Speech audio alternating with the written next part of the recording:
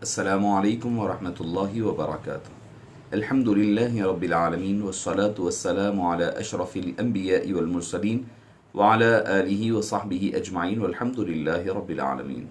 معزز سامعین کرام، شفیق بزرگوں اور عزیز ساتھیوں، تعارف کتب حدیث کی سیریز کے ضمن میں عاجز اویس بخاری آپ کی خدمت میں حاضر خدمت ہے۔ آج کا ہمارا عنوان اور کتاب ہے مستدرک للحاکم۔ معزز سامعین کرام، ہماری آج کی اس 10ویں نشست میں 10ویں نشست اور 9ویں کتاب، چونکہ پہلا جو ہمارا درس رہا ہے وہ تعارف حدیث پاک اور اس کی قسمیں اور اس کی تشریحات کے ضمن میں رہا ہے۔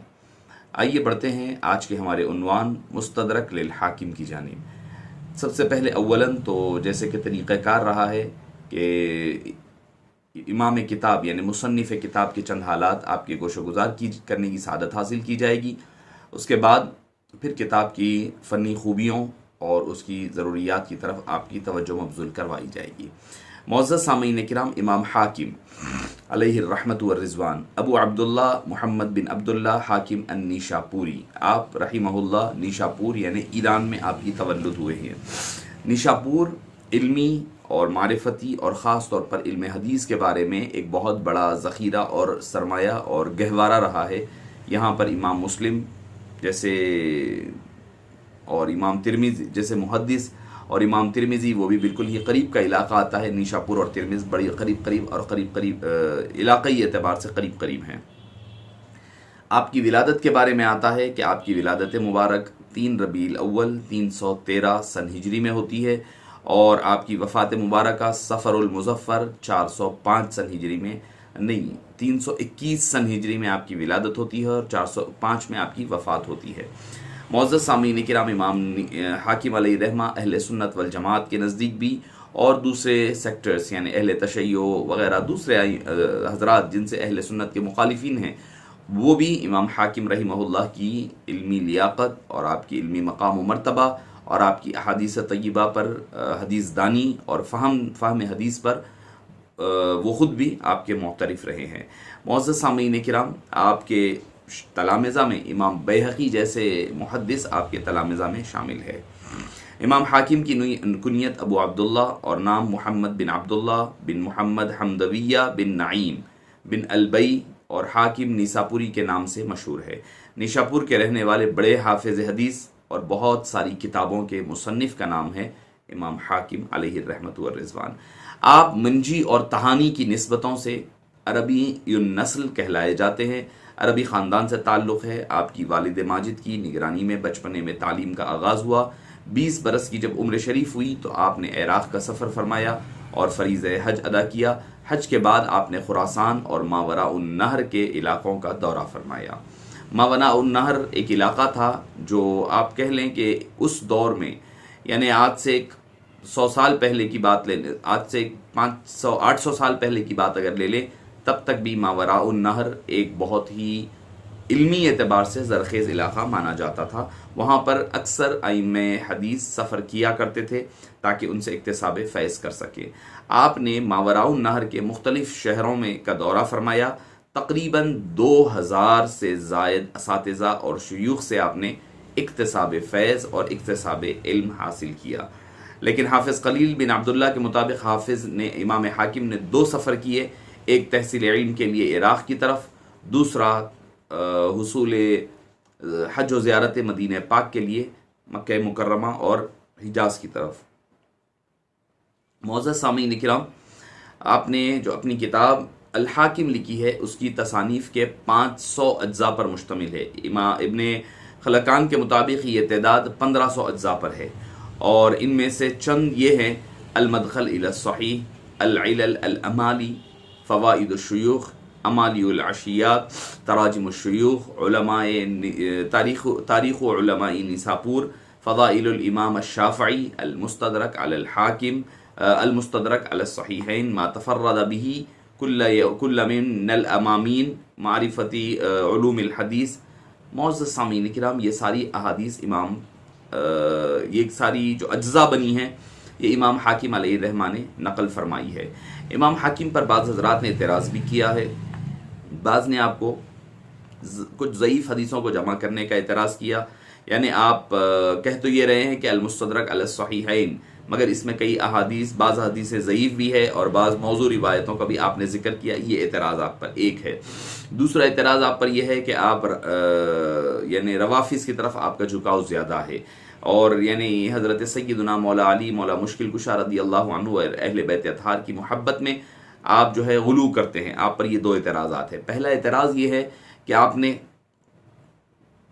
اس میں بعض جو روایات کا ذکر فرمایا ہے وہ ضعیف ہونے کا اعتبار۔ دیکھیے، پہلی بات یہ سمجھنا پڑے گا کہ آج کے دور میں جو حدیث پاک کی جو کیٹیگریز بن رہی ہے، ان کے جو ڈیفینیشنز اثر نو لکھے جا رہے ہیں، اور جو حدیث ضعیف کے بارے میں جو تعریفیں اب موجودہ دور میں کی جا رہی ہے، وہ دور کی ڈیفینیشنز میں اور پہلے کے ڈیفینیشنز میں فرق ہے۔ آج کے دور میں یعنی کیا کہہ لیں کہ آدمی جو ہے بے پرواہ ہو گیا ہے، نڈر ہو گیا ہے، بے باک ہو گیا ہے، اپنے طور پر پہلے کے حضرات نے جو کام کیا تھا اس کو رد کرتے ہوئے اپنے طور پر نئی چیزوں کا ذکر کیا جا رہا ہے، نئے نئے شروط لگائی جا رہی ہے، اور یہاں تک کہ خیانت کے معاملات سامنے آ رہے ہیں کہ کئی کتب احادیث میں سے جو عظمت اور شان اور مناقب والی احادیث ہیں ان کو کاٹا چھاٹا تک جا رہا ہے۔ یہ ہم آج کے دور میں مشاہدہ کر رہے ہیں۔ تو معزز سامعین کرام، پہلی چیز یہ دیکھنا پڑے گا جو حدیث کا ضعف کا ذکر کیا گیا ہے، ہمارے متقدمین نے کیا ہے یا متاخرین نے کیا ہے۔ یقیناً آپ حدیث کی کوئی بھی کتاب اٹھا لیں، کوئی بھی یہ دعویٰ نہیں کر سکتا کہ میں نے 100% صحیح اس میں جمع کیا ہے۔ چاہے امام بخاری ہو، اس میں بھی کہیں نہ کہیں کوئی نہ کوئی اعتراضات آج بھی موجود ہیں اور لوگ کرتے بھی ہیں، ائمہ کرام نے، عام عوام کا تو اعتبار نہیں ہے، مگر جو لوگ اعتراض کرتے ہیں وہ بخاری کو بھی نہیں چھوڑتے ہیں۔ تو بہرحال اعتراض کی وجہ سے کسی کے مقام و مرتبے کو گھٹانا یہ درست و جائز نہیں ہے، اور ہو بھی نہیں سکتا۔ اللہ تعالیٰ جسے شان اور عظمت عطا فرما دے تو وہ عظمت اللہ تعالیٰ اس کی پائندہ اور دائمی عطا فرماتا ہے۔ پھر دوسری چیز یہ ہے کہ آپ کی طرف شیعان علی میں سے ہونے کا اعتراض کئی حضرات ہیں۔ میں نے جیسے کہ آپ کو امام نسائی کے بارے میں بتایا ہے، کئی ائمہ کرام ایسے گزرے ہیں، امام اعظم ابو حنیفہ اٹھا لیں، امام حاکم اٹھا لیں، ایسے کئی حضرات ہیں جو اہل بیت اطہار کی محبت میں کی وجہ سے جو چونکہ دور جو تھا پولیٹیکلی دور کہہ رہا ہوں کہ بنو امیہ کا دور ہے، اس وجہ سے جو ان کی نہ مانتا یا ان کے جو بادشاہ موجودہ دور کے جو اللہ ماشاءاللہ، جب ہم بنو امیہ ذکر کرتے ہیں تو بھئی اس میں استثناءات کے ساتھ ذکر کرتے ہیں۔ تو معزز سامعین کرام، جیسے حضرت امیر معاویہ رضی اللہ عنہ، ہم ان کو نکال دیتے ہیں، ان کے استثنائیات کے ساتھ ذکر کر رہا ہوں میں۔ تو جو دور آیا بعد میں، اور حضرت عمر بن عبدالعزیز رضی اللہ رحمہ اللہ ہے، تو معزز سامعین کرام جو دور آیا اس دور میں پولیٹیکلی بہت زیادہ پریشر تھا۔ امام حسن بصری رحمہ اللہ سے پوچھا گیا کہ بھئی آپ مرسل روایت کیوں کرتے ہیں؟ آپ یہ کہتے ہیں آپ صلی اللہ علیہ وسلم نے فرمایا، جبکہ آپ نے آپ صلی اللہ علیہ وسلم سے ملاقات نہیں کی۔ وجہ کیا ہے کہ آپ صحابی کا نام ذکر نہیں کرتے؟ تو بعد میں جب پتہ چلا کہ وہ اکثر جو صحابی جو ذکر نہیں کرتے وہ سیدنا مولا مشکل کشا رضی اللہ عنہ ہے۔ کیوں؟ کیونکہ وہ دور اموی دور ہے، اگر آپ حضرت علی کا نام لوگے تو مشکلات اور مصائب کا سامنا کرنا پڑے گا۔ اسی لیے امام حسن بصری جیسے جلیل القدر ائمہ حدیث اور فقیہ، اتنے بڑے بزرگ، آپ جو ہے راوی کا نام حذف کر کر کے راست حدیث پاک حبیب پاک صلی اللہ علیہ وسلم سے حدیث مرسل بیان کیا کرتے ہیں۔ امام حاکم کی جو چند اور تصانیف ہے، پہلی تو مستدرک الحاکم ہے، جس پر ہم علی الصحیحین، نام ہی اس کا یہ المستدرک علی الصحیحین، اس کو ہم عمومی طور پر مستدرک حاکم کہہ دیا کرتے ہیں۔ تاریخ نیساپور، معرفت علوم الحدیث یا معرفت اصول الحدیث، الاربعین، الاکلیل، المدخل الى الصحیح، امالی العشیات، تسمیہ من اخرجهم البخاری و مسلم، سؤولات للحاکم للدارقطنی، سؤولات للحاکم، علل الحدیث، فضائل شافعی، فضائل فاطمۃ الزہرا، کتاب الضعفاء، مدخل الى الاکلیل، معجم الشیوخ۔ یہ چند احادیث کی چند کتب ہیں جنہیں امام حاکم نے مرتب فرمایا ہے۔ اور آپ کی وفات کے بارے میں آتا ہے کہ ماہ صفر المظفر کی میں آپ کی ابتدائی ایام میں 405 سن ہجری میں آپ کی وفات ہوئی ہے، اور آپ کا جنازہ جو ہے ابو بکر حیری نے نماز جنازے کی نماز ادا فرمائی۔ اب آئیے کتاب کی طرف بڑھتے ہیں۔ الاستدراک، استدراک کے معنی کیا ہوتے ہیں؟ یہاں پر عام معنی یہ ہو سکتا ہے کہ کمی کوتاہی کو دور کرنا، نقص کو مکمل کرنا، اس کو استدراک کہا جاتا ہے۔ امام حاکم نے جو نام رکھا ہے المستدرک علی الصحیحین، اس کی وجہ یہ ہے کیونکہ ان کے نزدیک بہت ساری ایسی احادیث ہیں جو امام بخاری اور مسلم نے اپنی کتابوں میں ذکر کرنا چاہیے تھا مگر نہیں کیے۔ اس کی وجوہات ہے کہ اس دور میں پرنٹنگ آسان نہیں تھی، کئی اور مسائل تھے، اور امام حاکم نے کتاب کے شروع میں اس وقت کی صورتحال بھی بیان کی اور فرماتے ہیں کہ آج بہت سے لوگ یہ سمجھتے ہیں کہ صحیح حدیث وہی ہے جو بخاری اور مسلم میں موجود ہے۔ اس کا آپ ذکر اپنی کتاب کے مقدمے میں فرماتے ہیں، ہمارے زمانے میں ایک جماعت مبتدعین کی پیدا ہوئی جو راویوں کی پر یہ سب و شتم کرتی ہے کہ کل وہ حدیث جو تمہارے نزدیک صحت کو پہنچ چکی ہے وہ 10,000 سے زیادہ نہیں ہے، اور جیسا کہ بتلایا جاتا کہ جو بخاری اور مسلم میں ہے وہی صحیح ہے۔ آج بھی یہی ہو رہا ہے، جو بخاری اور مسلم میں ہیں وہی حدیثیں صحیح ہے۔ تو امام حاکم فرماتے ہیں کہ ہمارے دور میں مبتدئین بدعتیوں کا یہ ایک طریقہ کار نکلا کہ وہ لوگ ہر وہ حدیث جو ہم پیش کرتے اس کو ضعیف کہہ دیا کرتے ہیں،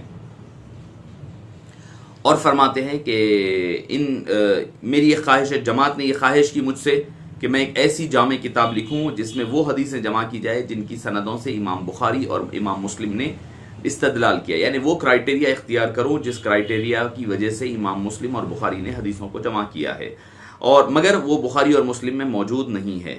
ادھر ان دنوں کے معاصرین جو تھے، بعد میں آنے والوں جماعت کی ایک جماعت نے چند ایسی حدیث کی تخریج کی جس کا اخراج ان دونوں نے کیا تھا، جس کی وجہ سے وہ احادیث طیبہ مبارکہ معلول نہیں۔ اسی لیے میں ایسی حدیث کی جانب کوشش کیا، اور اپنی کتاب ایک المدخل الی الصحیح کے نام سے رکھا ہے، اس میں کوشش یہ کی ہے کہ وہی حدیثیں لاؤں جو امام بخاری اور مسلم نے، شیخین، کیونکہ حدیث کی جو ٹرمینالوجی ہے اس میں شیخین جب کہا جاتا ہے امام بخاری اور امام مسلم مراد ہوا کرتے ہیں۔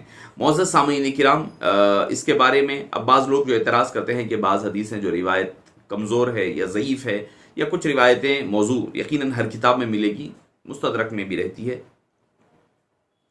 امام ابن حجر رحمہ اللہ اس کی بنیادی وجہ بیان فرماتے ہیں کہ امام حاکم نے کتاب کو تیار کیا اور کتاب تیار فرما دی، مگر آپ نے نظر ثانی کرنے سے قبل، یعنی آپ نے اور زیادہ اس کی چھان بین کرنے سے قبل، اس کو کاٹ چھانٹ کرنے سے قبل آپ کی وفات ہو گئی، عمر مبارک نے آپ کی وفا نہ کی۔ اس وجہ سے ہو سکتا ہے کہ چند جو روایات آئی ہیں وہ چند روایات موجود ہے۔ معزز سامعین کرام، کچھ حدیث تو ایسی ہیں جن کے بارے میں خود امام حاکم علیہ الرحمہ نے جو اصولاً جو کام کیا ہے، سب سے بہتر کام، پہلی آپ اگر اٹھا کر کے دیکھیں کہ ان کی جو ترتیب کتاب ہے، یعنی المستدرک کی جو ترتیب ہے وہ کیا ہے؟ سب سے پہلے حدیث جب ذکر کرتے ہیں تو ایسی حدیث جن کے بارے میں خود امام حاکم لکھتے ہیں ھذا علی شرط الشیخین ولم یخرجا، تو اس سے یہ بات ثابت ہوتی ہے کہ یہ جو لکھنے کا مطلب یہ ہوتا ہے کہ یہ جو ہے شیخین کی شرط پر ہے، مگر ان دونوں نے اس کو نقل نہیں کیا، تخریج نہیں کی، یعنی اپنی کتاب میں ذکر نہیں کیا۔ یہ ساری کی ساری حدیثیں بالکل صحیح ہے، یعنی وہی ہے کرائٹیریا، صحیح سے مراد صحیح یا غلط نہیں، ٹرمینالوجی بول رہا ہوں میں، جو کیٹیگری آف حدیث ہوتی ہے اس سے مراد وہ صحیح ہوتی ہے۔ اسی طرح وہ احادیث جن کے بارے میں لکھا ہو کہ یہ بخاری کی شرط پر، یعنی ھذا علی شرط البخاری، یہ بھی صحیح حدیث پاک ملے گی امام حاکم کی مستدرک میں۔ تیسری چیز ملے گی کہ ایسی احادیث جن کے بارے میں وہ خود فرماتے ہیں ھذا علی شرط مسلم، یعنی امام مسلم کی شرط پر ہے، وہ بھی حدیث پاک یقینی طور پر ثابت ہے۔ اور ایسی حدیث جس کے بارے میں لکھا ہے یہ شیخین کی شرط کے مطابق ہے، یعنی انہوں نے روایت نہیں کی اور یہ حدیث بطور شواہد بیان کی ہے، تو یہ بھی حدیث پاک جو ہے صحیح ہے۔ اسی طرح امام بخاری کی شرط کے مطابق، یعنی امام بخاری کی شروط پر نہیں ہے، امام بخاری نے اس کو نقل نہیں کیا ہے، مگر ان کی شرط کے مطابق ذکر کر دیا کرتے، یعنی حدیث کے آغاز میں ھذا الحدیث علی شرطی شیخین ولم یخرجا، کہ ان دونوں نے اس کو نقل نہیں کیا۔ حدیث کے آغاز میں سند کے ذکر کرنے سے پہلے حدیث کا کیٹیگری ذکر کر دیتے ہیں، پھر اس کے بعد ایسی حدیث جو شیخین کی شرط کے مطابق ہیں لیکن اس میں سند کے حوالے سے کوئی اشارہ نہ پایا جاتا ہے، تو جیسے کہ اوپر ابھی میں نے آپ کے ذکر کیا ہے، پھر اس کے بعد ایسی حدیث کا ذکر کرتے ہیں کہ بخاری کی شرط کے مطابق ہے لیکن کوئی اشارہ نہ پایا جاتا ہو۔ یعنی امام بخاری نے اس کی طرف اشارہ نہیں کیا ہے۔ اس سے مراد کیا ہے؟ اس سے اچھا سمجھ عوام کے لیے کہہ دوں کہ اس سے مراد کیا ہے کہ بھئی امام بخاری کی شروط مطلب امام بخاری نے جن راویوں سے حدیثیں لی ہے، امام حاکم نے بھی انہی راویوں سے حدیث لی ہے۔ تو مطلب یہ ہے کہ ان کی شرط بن جائے گی۔ کوئی امام یہ نہیں کہتا کہ بھئی یہ میری شرط ہے، یہ میری شرائط حصول حدیث نہیں فرماتے ہیں، بلکہ اس سے مراد یہ ہوتا ہے انہوں نے جس راوی سے نقل کیا اسی راوی سے یہ بھی نقل کر دیا کرتے ہیں۔ ایسی احادیث جو حسن ہو اور حسن کی قسمیں ہو، یعنی حسن بغیرہ لذاتہ، اس کا بھی ذکر کر دیتے ہیں، اور یہ بھی صحیح احادیث ہے۔ ہاں، کچھ احادیث وہ ہیں جن کے بارے میں انہوں نے خود کہا ہے کہ یہ حدیث ضعیف ہیں، اس پر آپ نے خود کلام کیا ہے۔ اور حدیث ضعیف ہونے کا مطلب یہ نہیں ہوتا کہ وہ بالکل ہی رد کر دی جائے یا چھوڑ دی جائے۔ جن ائمہ حدیث نے یہ اصول بنائے ہیں انہی ائمہ حدیث، جیسے ابن حجر العسقلانی جس کا ہر کوئی ذکر کرتا ہے، وہ خود فرماتے ہیں کہ جب کئی ضعیف حدیثیں ایک جگہ جمع ہو جاتی ہیں تو پھر وہ حسن درجے پر پہنچ جایا کرتی ہے۔ تو معزز سامعین کرام، امام حاکم علی المستدرک حاکم کے بارے میں چند چیزیں، جو چند معلومات تھی جو آپ کے گوش و گزار کرنے کی سعادت حاصل کی گئی، اور امام حاکم نے جو کتابیں اپنی ذکر فرمائی ہے اس سے ایک حدیث پاک جو ہم اکثر ذکر کرتے ہیں، کر ذکر ختم کرتے ہیں، اس حدیث کے حوالے سے آپ سن لیں۔ حدیث پاک ذکر کر کے اپنی گفتگو ختم کر دوں۔ امام حاکم شروع کر رہے ہیں، ھذا حدیث صحیح ولم یخرج فی الصحیحین، کہ یہ حدیث صحیح ہے لیکن امام صحیحین نے اس کو ذکر نہیں کیا ہے۔ اب اس کے بعد حدیث کے متن کی طرف آ جاتے ہیں۔ حدیث پاک کیا ہے؟ حضرت زید بن اسلم اپنے والد کا یہ بیان نقل کرتے ہیں کہ حضرت عمر فاروق رضی اللہ عنہ ایک مرتبہ مسجد نبوی میں آئے، دیکھا کہ حضرت معاذ بن جبل آپ صلی اللہ علیہ وسلم کے مزار اقدس کے پاس بیٹھے رو رہے ہیں، مزار اقدس کے پاس بیٹھے ہوئے رو رہے ہیں۔ حدیث کے الفاظ کیا ہے دیکھیے کہ یومن فوجدا معاذ بن جبل عند قبر رسول اللہ صلی اللہ علیہ وسلم یبکی، یعنی حبیب پاک کی مزار پاک کے پاس آنا اور اپنے معروضے دکھڑے مدعا سنانا، یہ صحابہ کرام کی سنت ہے، اور یہ حدیث صحیح ہے، اور یہ حدیث پاک صحیح ہے۔ رو رہے ہیں حضرت عمر نے یہ نہیں فرمایا کیا کر رہے ہو، قبلے کی طرف رخ کرو، یہاں کیوں آئے ہو، کیا ملنے والا ہے، نہیں فرمایا اتجہ الی القبلہ، الی جہت القبلہ، نہیں فرمایا، مزار اقدس کے پاس بیٹھے ہوئے ہیں۔ تو مزار اقدس کے پاس آنا، حاضری دینا، یہ صحابہ کرام کی سنت مبارکہ ہے۔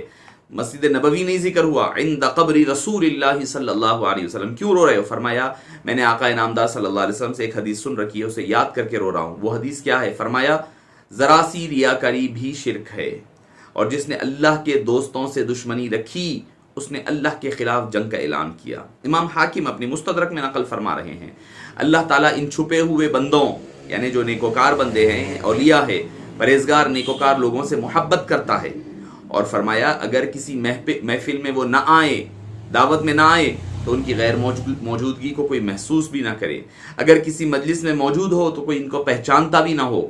ان کے دل ہدایت کے روشن چراغ ہوتے ہیں، اور قلوبہم مصابیح الہدی یخرجون من کل غیراء مظلمۃ، مگر وہ ایسے ہوتے ہیں کہ عموماً گرد و غبار والے اور تاریک مقامات پر ملا کرتے ہیں، گرد و غبار والے جگہوں پر رہتے ہیں، لوگوں سے کٹے کٹے رہتے ہیں، کہیں آ جائیں تو لوگ ان کو پلٹ کر نہ پوچھیں، کہیں نہ آئے تو لوگ ان کی پرواہ نہ کریں، مگر فرمایا وہ اللہ کے دوست ہوتے ہیں، اللہ والے ہوتے ہیں۔